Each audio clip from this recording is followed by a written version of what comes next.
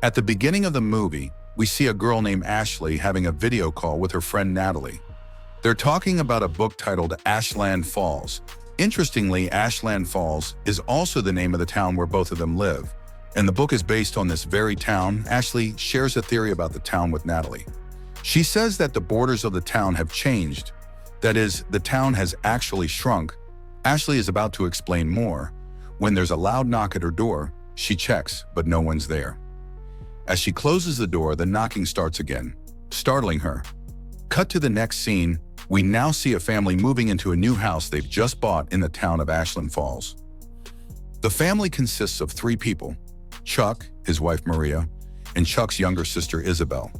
The real estate agent's name is Boney. From their conversation, it's clear that Chuck had seen another house before at the same price, but it was half the size of this one.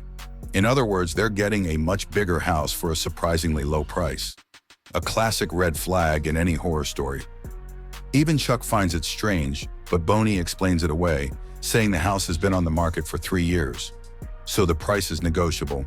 Then Isabel, who they call Izzy, enters, and Boney congratulates her on receiving a scholarship. Chuck then tells Izzy that since the house is so big, she'll have plenty of space to work on her art, assuming she's still doing it. Hearing this, Izzy is clearly hurt. She had received the scholarship because of her art, yet even though Chuck is her brother, he barely knows anything about her life. He doesn't even know what the scholarship was for. Next, the first chapter of the story begins, titled Chuck. The story unfolds through different chapters, each told from a different character's perspective. And the first chapter is from Chuck's. We learn that there was a storm in Ashland Falls the night before, and water has started leaking through the ceiling of Chuck's house. Earlier, he had claimed that the house had a new roof, which was clearly a lie. Chuck takes pictures of the leak and sends them to Boney, since she was the one who sold them the house. Interestingly, there's no leakage in Maria's studio room. We find out here that Maria does styling and sewing, and she also runs a YouTube channel about it. She owns an old, slightly creepy mannequin she calls Mars, which Chuck absolutely hates. Later, Chuck meets his neighbor, Larry, outside. During their conversation, Larry tells Chuck that the previous owner of the house is no longer alive. In fact, he had taken his own life. Chuck is unsettled by this news.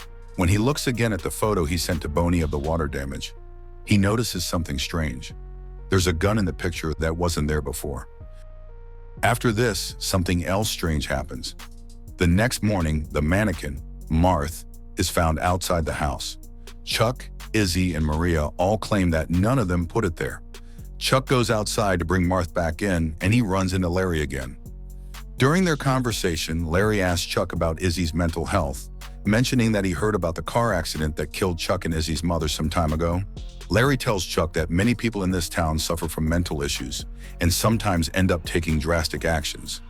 Larry also mentions a book by Daryl Edwards that's a must-read if Chuck wants to understand the town's history. Chuck is confused by all of this, but Larry doesn't explain much more. He just casually drops the name Friends of Gardening and walks off. You'll find out what Friends of Gardening is later in the story.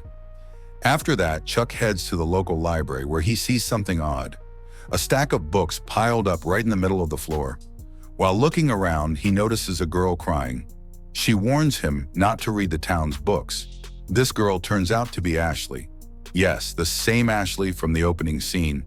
She says some cryptic things like, "Everything is true," and tells Chuck not to look for her anymore. And in fact, she urges him to leave the town altogether. Chuck brushes it off and heads to the checkout counter. The librarian looks at the books Chuck picked and casually asks if he's also searching for Forest Road. Chuck is puzzled. He's never mentioned anything about Forest Road.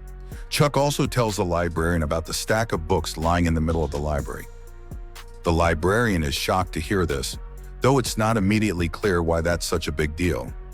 As Chuck leaves with his books, he notices a Friends of Gardening banner on the library notice board.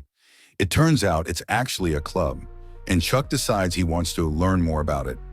Back home, Chuck settles in to read a book titled A Brief History of Ashland Falls. Then a girl named Olivia shows up at his door. She's there to take piano lessons from Chuck, because yes, Chuck is a music teacher. Olivia is a total beginner.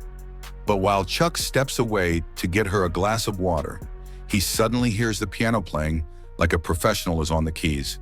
Surprised, Chuck hurries back, only to find Olivia sitting quietly, not playing. Olivia tells him that a strange woman came into the house and played the piano. They quickly check the area, but there's no sign of any woman. Olivia is terrified and runs out of the house. At this point in the story, it becomes clear that something is haunting this town. A womanly presence that seems to influence emotionally vulnerable people into doing terrible things. Most people in Ashland Falls refuse to talk about it, pretending none of it is real. But the signs suggest otherwise. Soon after, Chuck goes to a meeting of the Friends of Gardening Club, where he runs into Larry again. Larry says the topics discussed at these meetings are things most people in town are too afraid to even mention. The meeting begins, and among those present, we also see Molly, the library staff member. Molly mentions that the current situation in town feels just like it did back in 1980. And maybe that's why the older members of the group have stopped attending. Because everyone is afraid of him. Who is him? Well, that will be revealed later. For now, Molly says stacks of books have started mysteriously appearing again in the library she manages. Larry adds that everyone sitting there at the meeting has, in some way or another, been a victim of his influence. Whether directly or through a loved one, this thing attacks people's mental health, pushing them toward dangerous decisions. In fact, Ashley was seen at the library recently, and just yesterday, she had also done something drastic. You might wonder, if someone at home starts becoming mentally unstable, why not just leave town? Well, the chilling answer is, if she starts following you, leaving won't help. By now, Chuck is just as confused as you probably are.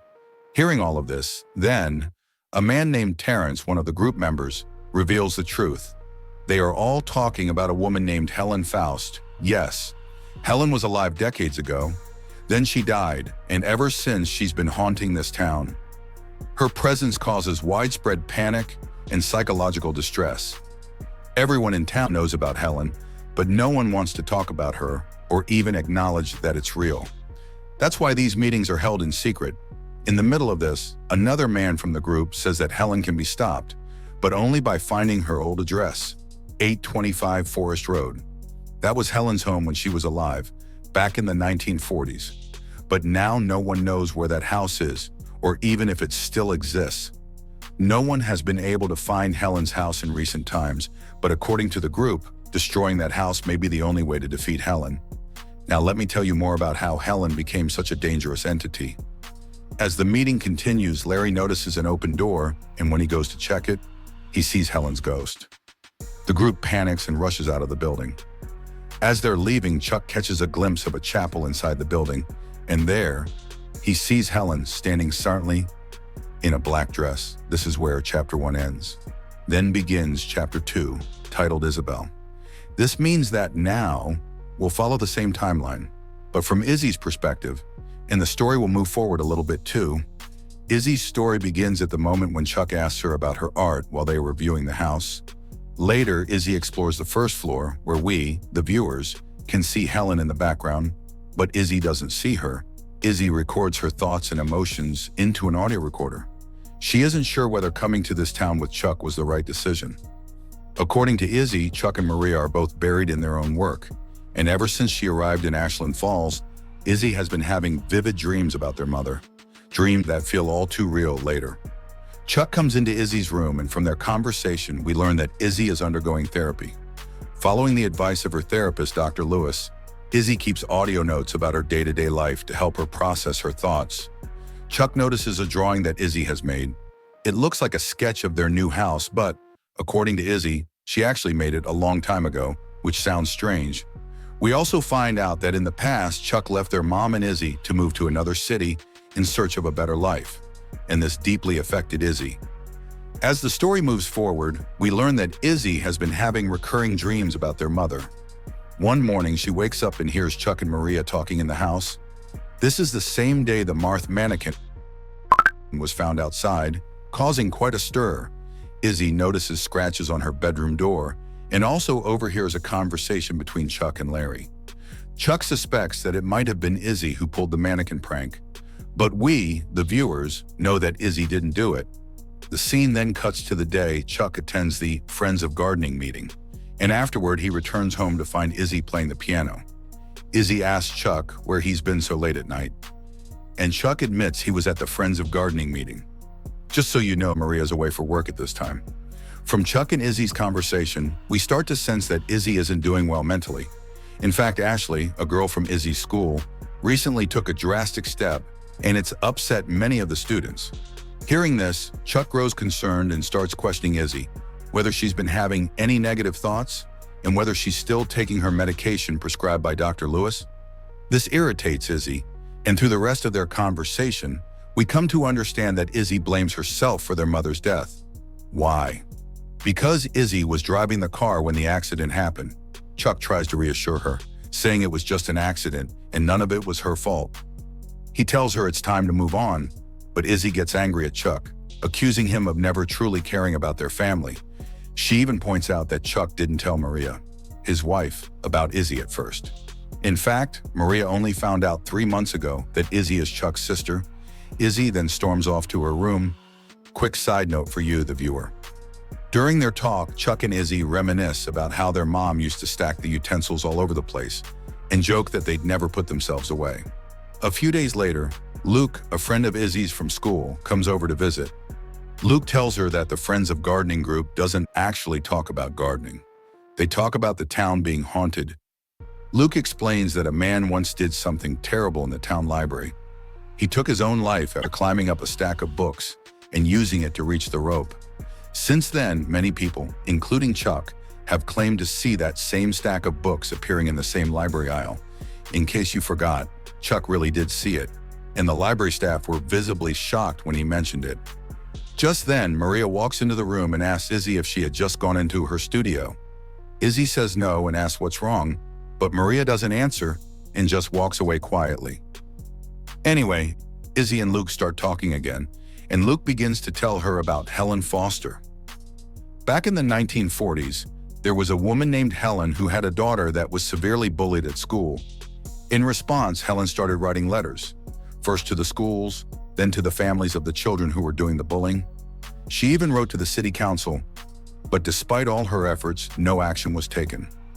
As a result, Helen's daughter became mentally and emotionally broken, and eventually she took a tragic step. She died. After this heartbreaking incident, Helen quit her job and was also on the verge of losing her house. Desperate and hopeless, she made a terrible mistake, using a shotgun to take her own life. And here's the eerie connection. At the beginning of the movie, Chuck had taken a picture of the living room, and later he started noticing a shotgun in that photo. It appeared to be the same shotgun Helen had used.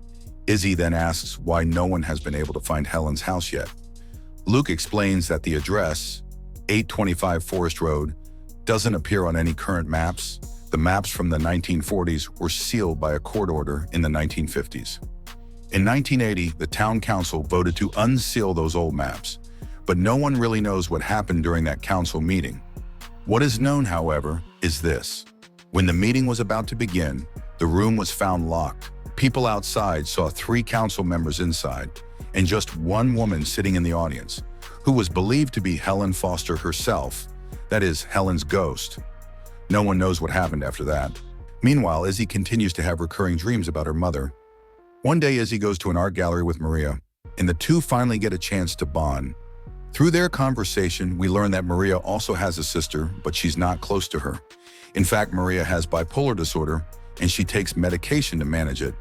It becomes clear from their conversation that while Chuck is a kind and supportive person, he doesn't really know how to deal with mental health issues. Then suddenly, Izzy hears a girl scream in the gallery. Within seconds, an announcement is made. The gallery is closing immediately. Izzy looks at the painting the girl had screamed at, and she sees a ghostly figure in it. Later that night, Izzy is sleeping when the lights inside her wardrobe suddenly turn on. She gets up, switches off the light, and even removes the bulb, placing it on her nightstand. But as soon as she lies back down, the light turns on again, even though the bulb is still sitting next to her bed. Then Izzy sees Helen emerging from behind. Just a dream, right? But if it was just a dream, then why is the light bulb still on her nightstand? But Luke refuses flatly. He reminds her that Ashley might have found that place, and they all know what happened to Ashley afterward. After that, Izzy returns home and finds Maria extremely disturbed. Izzy asks her what's wrong, But before Maria can respond, Chuck walks in and tells them to start packing early, saying, "I'm heading out for a bit. I'll be back soon." Basically, Chuck was planning to search for Helen Foster's house, and when he mentions Helen's name, Maria looks visibly confused and shaken. Maria then heads to her room and starts packing up Izzy's things when Luke arrives. Izzy tells him that she's moving to campus because clearly something isn't right in this house. Then Luke sees a photo of Izzy's mother and says, completely calmly, that he just came back from meeting her. Izzy is shocked to hear this, because of course her mother passed away long ago. Luke insists that he had just opened the door downstairs and seen her. Hearing this, Izzy assumes Luke must be mistaking Maria for her mom, but Luke is certain it was not Maria just then. They hear the sound of something breaking downstairs, but when they go to check, no one is there. Seeing all this, Luke panics and immediately runs out of the house. As soon as he leaves, Izzy hears a shrill voice calling her name, and it's clearly Helen. When Izzy follows the voice, she actually sees Helen's ghost. That's it. Izzy and Maria both start running, but the main door is locked. In a panic, Maria runs to her art studio while Izzy hides in her room. From her room, Izzy hears Maria screaming, and that's where chapter 2 ends. She's frustrated with something Chuck said about art, and she goes to correct it. Maria even jokes that with a house this big at such a low price, they might find a human bonus in the basement. But the agent reassures them that while the house is old, it's structurally solid on the inside. The next scene jumps ahead a few days. We see Maria waiting by the car for Chuck. We realize this is the same day Chuck went to the library to check out the town's history books. They get in the car, and Maria asks Chuck why he's suddenly so interested in the history of Ashland Falls. But Chuck doesn't tell her anything. As they drive, the conversation shifts to Izzy, and we see Maria defending her. From their exchange, we learn that Chuck doesn't believe in therapy. He thinks any mental illness can only be treated through medication. Maria pushes back, saying, "That's your opinion, not a fact." A few days later, we see Maria talking to her sister on the phone. It becomes clear that Maria is struggling to adjust to this small town, having grown up and lived in the city her whole life. After the call, she heads downstairs, unaware that Helen is watching her from inside the house. In the living room, Chuck is reading the books he borrowed and tells Maria that in 1953, the town renamed all the streets and even shifted the town border slightly. He also says that the house they're living in was originally called 15 Rose Lane. While they talk, Maria heads into the kitchen, and she sees that all the utensils are stacked up strangely on the counter. On the topmost plate, there's a note that reads, "They won't put themselves away." Now, if you've been paying attention, you'll recognize this phrase. Earlier in the story, we were told who used to say this, and you were asked to remember it. After this creepy moment, Maria gets in her car, and on the radio, news breaks about Ashley's death. As Maria starts reversing the car, we suddenly see Helen standing there, staring right at her. In the next scene, we see Maria live streaming from her art studio. She steps away for a moment and walks into another room. But when she returns, she notices something strange. Marta, the mannequin, has changed position. Confused, she heads to Izzy's room and asks if he had come into her studio. And friends, this is the same scene where Luke was telling Izzy about Helen, and Maria interrupted their conversation. When Izzy denies it, Maria goes back to her studio and resumes her live stream. The scene shifts again. Now we see Maria sitting in front of the mannequin, staring at it. She's clearly unsettled. She can't understand what's happening. Suddenly, her alarm goes off, reminding her to take her bipolar medication. Maria goes to take the pills, but after thinking for a moment, she decides not to. The next scene jumps to the day of the art gallery visit. When Maria comes home that evening, Chuck is sitting at the piano playing music. He casually asks how she liked. Chuck opens up too. He says that even though he and Izzy have lived in the same house for 10 years, it still feels like Izzy is a stranger, not his brother. Maria comforts him and then quietly leaves the room. Some time passes, and now we jump to the day Helen chased Izzy and Maria. Here we see Maria once again live streaming from her studio. Marta, the mannequin, is positioned behind Maria's chair. Maria assumes Ellie is calling to talk about a dress they saw at Bride's. Excited, Maria gets up to show off the dress, and behind her, the mannequin begins to turn. Then, someone named Claire texts Maria with a terrifying message. "Leave the house immediately." Maria is completely confused. She doesn't understand what's going on, so she refocuses on her live stream. But that's when she notices. The mannequin is gone. She assumes someone is playing a prank. But suddenly she hears a loud noise. Maria follows the sound and she sees the mannequin moving. In fact, the mannequin fully turns around on its own. Terrified, Maria runs away. When Chuck returns home, Maria tells him everything. Together they burn the mannequin. By now, Maria is shaken and furious. She accuses Chuck of bringing everyone to this small town for his own selfish reasons. The story continues as we hear Izzy and Luke talking upstairs. Downstairs, Maria walks into the kitchen again and, just like before, finds all the dishes stacked up. But this time there's a note placed among them that reads, "Hello, Maria." Immediately after this, we get a clear glimpse of the black figure, the ghost Helen, who starts calling out to Izzy using her mother's voice. Helen begins smashing utensils violently, and this intense too, where both Maria and Izzy run into their respective rooms in sheer panic. After seeing Helen, Maria runs straight into her art studio and hides behind the bed. But Helen attacks her. Sometime later, everything seems to have calmed down, and we see Maria sitting with Izzy, comforting her. However, something is off. Maria looks completely different now. She has become extremely thin, her eyes are sunken, her cheekbones are sharply visible, and her nose is bleeding. And this is where chapter 3 ends. At this point, the fourth and final chapter begins, the forest road. We now see Maria in very poor health, lying down while Chuck sits next to her. Then Luke arrives, holding an old map of the town, which he shows to Chuck and Izzy.